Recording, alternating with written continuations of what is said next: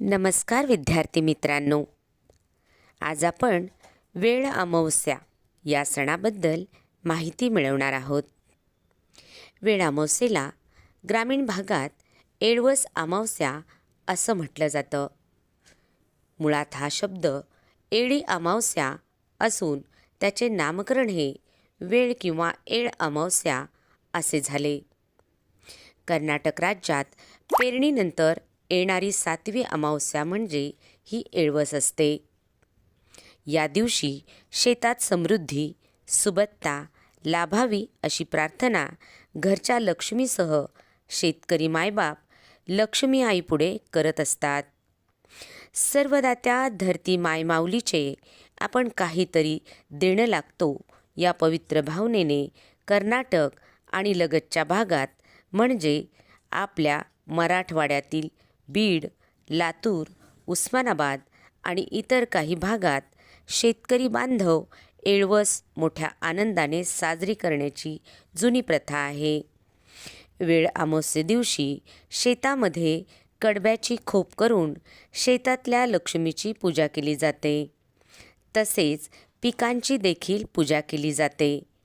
आंब्याच्या झाडाखाली 5 दगडांना चुन्याने रंगवून पांडवांची पूजा केली जाते. खरं तर एळवण प्रथा शेतकऱ्यांसाठी एक वेगळीच आनंददायी पर्वणी असते. इंग्रजी महिन्याप्रमाणे साधारणत जानेवारीच्या पहिल्या आठवड्यात ही अमावस्या असते. या दिवसात पेरलेली पिके बहरलेली असतात. वातावरणात थंडी असते. त्यामुळे अशा दिवसात जेवण जास्त जातं आणि ते शरीराला आवश्यकही असते. अशा वेळी शेतकरी मंडळी आपल्या मित्रमैत्रिणी, पाहुणे, शेजारी अशांना आपल्या शेतात जेवायला येण्याचं निमंत्रण देतात. जसा हा सण निराळा आहे तसाच यासाठीचा बेतही निराळाच असतो.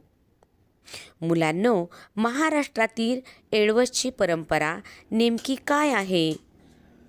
तर भारतात सिंधुकालीन संस्कृतीपासून नदीला अनन्यसाधारण महत्त्व आहे. तेव्हापासून जलपूजन करण्याची परंपरा चालत आलेली आहे.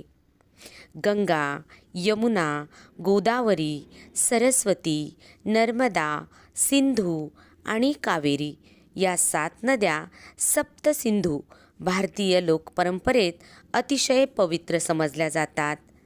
त्यामागे त्यांच्याप्रती असलेली कृतज्ञता व्यक्त होते. त्यात सप्तसिंधू नद्यांना आराध्य म्हणून पूजण्याची परंपरा सुरू झाली. लोक नदीच्या पाण्याचे पूजन करू लागले. पण कालांतराने 12 महिने वाहणाऱ्या नद्या आटल्या. शेतकऱ्यांनी शेतात वावरातील पीक भिजवण्यासाठी पिण्याच्या पाण्याकरिता विहिरी खोदल्या. आता त्यातले पाणी हे या सप्तसिंधूचे प्रतीक म्हणून पूजले जाते. शेतात असलेल्या विहिरीच्या जवळ प्रतिकात्मक 7 दगडांना रंगवून त्याला पूजनाची परंपरा सुरू झाली आणि त्यांना आसरा म्हणून ओळखले जाऊ लागले. या आसराचे महत्त्व काय आहे? आसरा म्हणजे तूच आमची राखण करणारी, सहारा देणारी, पाणी पाजणारी.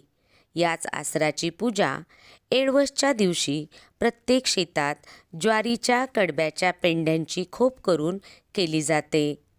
शेतकरी बांधव संध्याकाळी ज्वारीच्या पेंडीचा टेंभा करून शेतातल्या गहू, हरभरा या पिकांवरून तो ओवाळतात, जेणेकरून रबी हंगामातल्या या पिकांना कुणाची नजर लागू नये.